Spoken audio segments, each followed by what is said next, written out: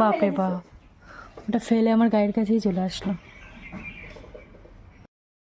Hello, good morning. এখন বাজে হচ্ছে সকাল 8:30। আমি উঠেছিলাম অনেক আগে, সেই 7টার সময়। তো ব্যাপার হচ্ছে আজকে তো সানডে, তো একটু লেটেই উঠেছি। নর্মালি প্রতিদিন তাড়াতাড়ি উঠি, তো এখন যেহেতু শীতকাল পড়ে গিয়েছে, আমার না ড্রয়িং ক্লাসটা এখন আমি 11টা থেকে করে দিয়েছি, তো সেই কারণে আমি একটু লেটেই উঠি। আর রোববার দিন না একটু উঠতে ইচ্ছে করে না, সেই ওর তো ছুটি থাকে প্রতিদিন, সেই 5:30টার সময় ওঠা। এই শীতকালে বলো গরমকাল বলে সব সময় সকালে ওঠা। তো মেয়েকে একটু পড়াতে বসাবো, রেডিও হয়ে গিয়েছে মেয়ে। তো এখন আমি বিছানাপত্রগুলো একটু গুছিয়ে নিই। আর এদিকে দেখো খাবার রেডি করে রেখেছি এখানে। খাবারটা ওকে খাইয়ে তারপরে পড়াতে বসাবো। এই যে মেয়েকে ম্যাগি করে দিয়েছি, ওকে খাইয়ে দেবো, দিয়ে তারপরে আমি খেয়ে নেব। আমি একটু চা খাবো ভাবলাম।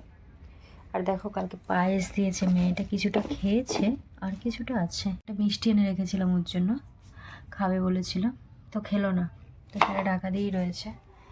শীতকালে যেহেতু প্রচুর ঠান্ডার সমস্যা আমার, তো এবার আমি কি করেছি, এই যে এই কেটেলটা কিনেছি। তো একটু ধুলো পড়ে গেছে, যেহেতু বাড়িতে ছিলাম না, একটু ধুয়ে নিতে হবে। তো এই কেটেলটা না খুব সুবিধা হয় জলটা গরম করতে।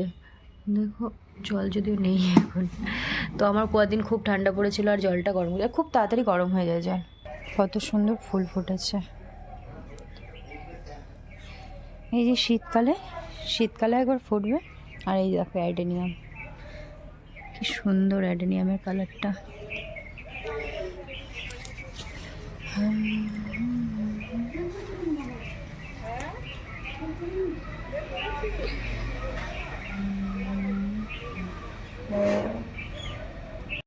এখনও শীতের গাছ আনতে যাইনি, দেখি 2-1 দিনের মধ্যেই যাব, নইলে আবার পরে আবার গেলে লেট হয়ে যাবে বেশি।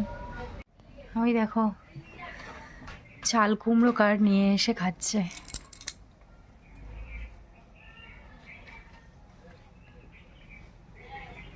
হ্যালো, আমাদের ঘরেও ঢুকে পড়েছিল এক্ষুনি।